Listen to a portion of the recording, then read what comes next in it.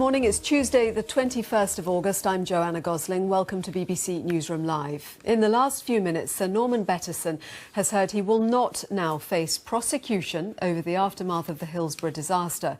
Last year, the former Chief Constable was charged with misconduct in public office. It was alleged he had lied about his involvement in the wake of the Hillsborough disaster and about the culpability of Liverpool fans. Today, the Crown said it would discontinue the case at a hearing at Preston Crown Court. We can go to our correspondent Fiona Trott, who's been following proceedings at Preston Crown Court. Fiona, tell us what has happened. Well, we were at this hearing this morning to find out how this case was progressing, because he was facing 4 charges, as you say, of misconduct in public office, essentially based on 2 things. Firstly, what he said about his own involvement following Hillsborough. You remember he was part of a team that was gathering evidence about the police for the Taylor public inquiry, and he was accused of lying about this, effectively distancing himself from it, particularly when it came to his application for a job as Chief Constable of Merseyside Police. The charges were also based on a second thing, which was what he said about fans, whether or not in the past he had suggested in some way that they were to blame for the tragedy. And as you say, we now, after this hearing at Preston Crown Court, have had a statement from the Crown Prosecution Service which says that these charges have been discontinued. We have a statement from Sue Hemming, who's the CPS Director of Legal Services. She says the CPS has a duty to keep all cases under continuing review. And she says since the original decision to charge Norman Bettison last year, there have been a number of developments. She says they relate to evidence of 2 witnesses and the death of a 3rd witness. She also says our latest review of the evidence has concluded there is no longer a realistic prospect of conviction. And she says, I appreciate the news would be disappointing for the families, and the CPS will meet with them in person to explain the decision. In actual fact, we've heard from one of the relatives now. Margaret Aspinall has told us we have grave concerns about the handling of this case by the CPS, and can confirm we'll be exercising our right to an independent review under the right to review scheme. It is our view the wrong charge was brought in the first place, and we will be using the review process to argue this point strongly. So just to confirm there, Sir Norman Bettison, former Chief Constable of Merseyside Police, will not stand trial. We are due to hear from him very shortly. He's due to come out and give a statement. Don't forget, this is one part of the legal process. 5 other people are still due to stand trial. One of them is David Duckenfield, the match commander on the day. He's charged with manslaughter by gross negligence of 95 football supporters. Joanna. Fiona, thank you very much, and we will go back and get more reaction when it happens.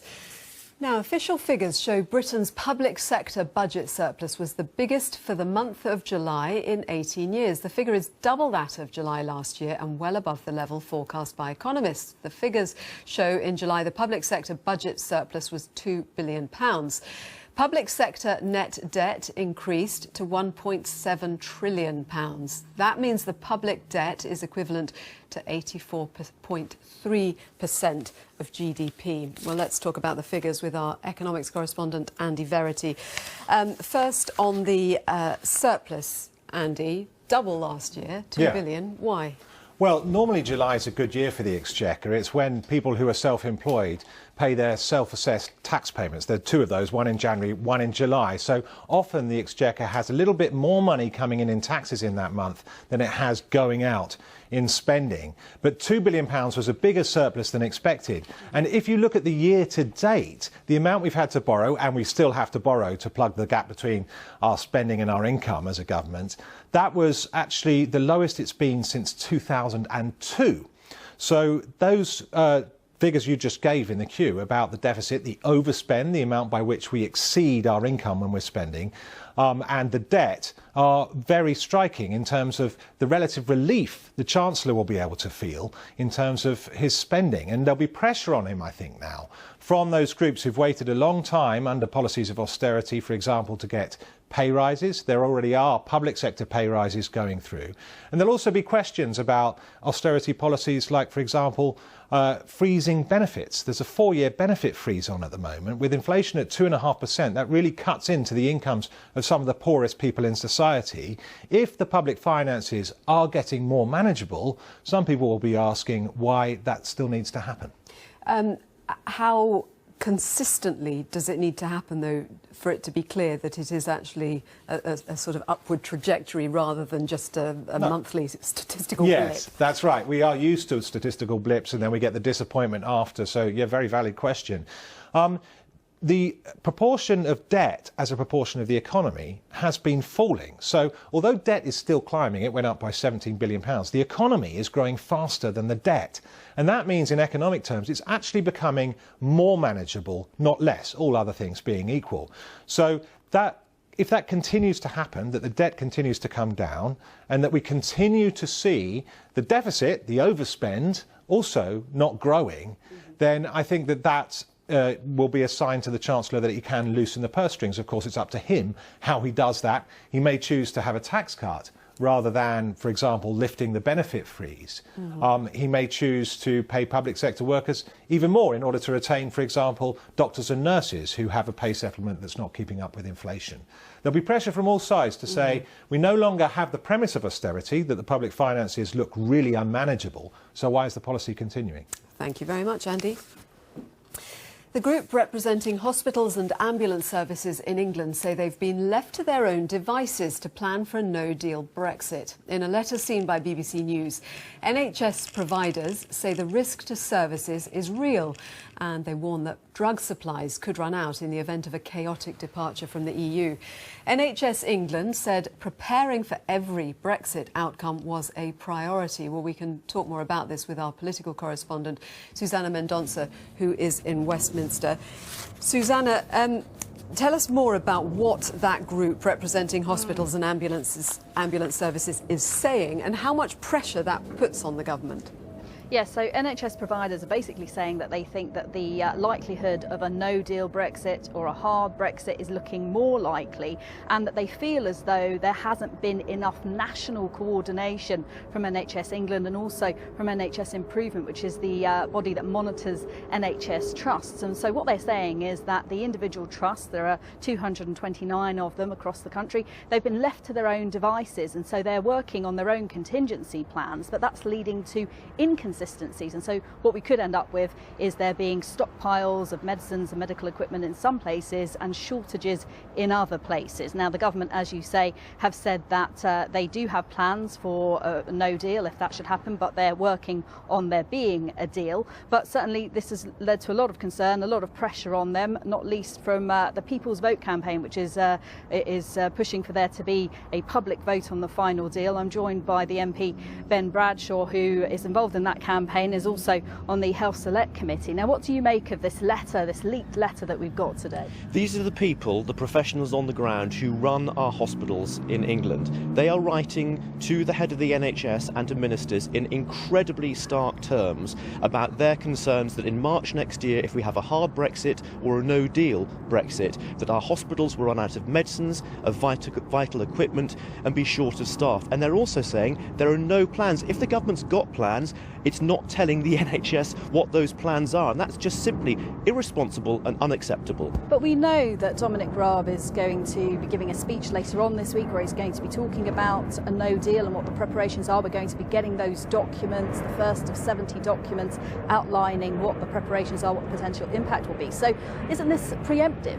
He needs to explain in that speech how he is going to guarantee the continued supply of vital medicines on which millions of patients in Britain depend, on the supply of medical equipment, which also very many patients and hospitals here depend, and on staff. The government has not been able to say how it can guarantee those in the event of a hard Brexit or no deal, and until it does, then we have to have a very, very serious question about whether, if this happens in March next year, the NHS is going to continue to function in the way that it does at the moment. Well, the government has told us that, it's prepared for every eventuality, that making sure that supplies are continued is a priority. And certainly, we know that Dominic Raab is meeting with the EU chief negotiator today to discuss a deal. The government wants a deal, so this idea of a no deal it's really just, that may or may not happen. Well, some ministers are talking up no deal, some ministers are playing it down, but these are the professionals who are actually responsible for delivering care in our hospitals,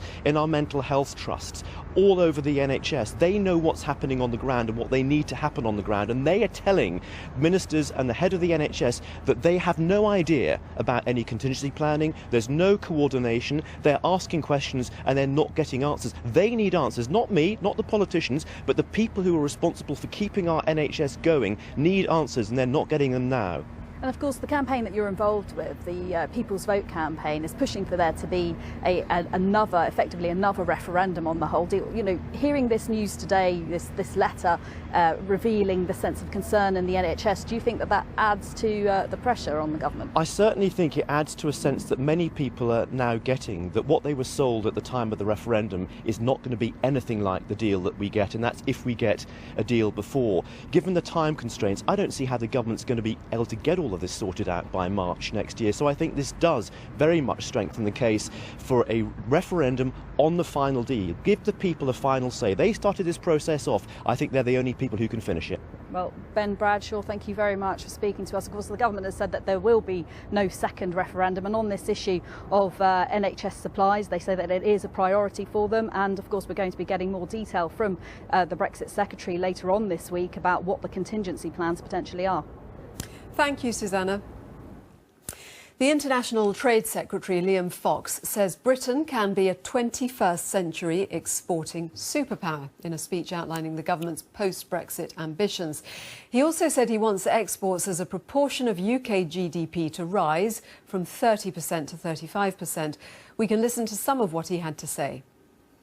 This country has historically been a great outward-looking trading nation. At our best, we have sold what the UK has to offer to every part of the globe. And exporting today is as key a part of our economic international activity as it ever has been. It's crucial to our prosperity, our stability, and our security. Whether in creating jobs, raising wages, or growing our economy, our exporters lead the way. They account for some 60% of our productivity growth and have been a major component of the UK's strong economic performance since 2010. The innovation, ambition and hard work of UK businesses will help power the prosperity that underpins our social cohesion and the political stability that's the foundation of our collective security, not only in the UK but around the world. Currently, exports represent around 30% of our GDP, broadly similar to France, Italy and Canada, but substantially behind Germany. And given the strength of the UK economy, we should be reaching for the top of the pack, not lingering in the middle. That's why today I'm announcing a new national ambition to raise exports as a proportion of our GDP from 30% to 35%, pushing us towards the top of the G7. This is challenging, but achievable as we build a truly global Britain. Liam Fox, a 27-year-old man, has been charged with 2 counts of attempted murder after a woman and her mother were attacked with a person with a hammer in southeast London. The women, who are aged 30 and 64, remain critically ill in hospital. Joe Schwereb from Greenwich is due to appear before magistrates in Bromley later. An update on our headlines on BBC News. The former police chief, Sir Norman Bettison, will not be prosecuted over alleged lies he told following the Hillsborough disaster, as charges against him are dropped. Official figures show the government's finances were in surplus by £2 billion last month. That was the biggest figure for July in 18 years. And NHS providers, which represents hospitals and ambulance services, is warning the risk to services is real and drug supplies could run out in the event of a no-deal Brexit. And in sport, England have lost an early wicket on day 4 of the 3rd test against India. Keaton Jennings, the man to fall to Ishant Sharma. England chasing an improbable 521 to win. A source at Old Trafford has told the BBC that there's no discussion to be had about Zinedine Zidane replacing Jose Mourinho at Manchester United. Mourinho is the bookies' favourite now to become the first manager sacked this season in the Premier League. The Rugby Players Association has called on the RFU to drop its case against Danny Cipriani. The RFU's hearing is scheduled to take place this week after the Gloucester fly half pleaded guilty to assault and resisting arrest following an incident outside a nightclub in Jersey. I'll be back with more on those stories for you a little later.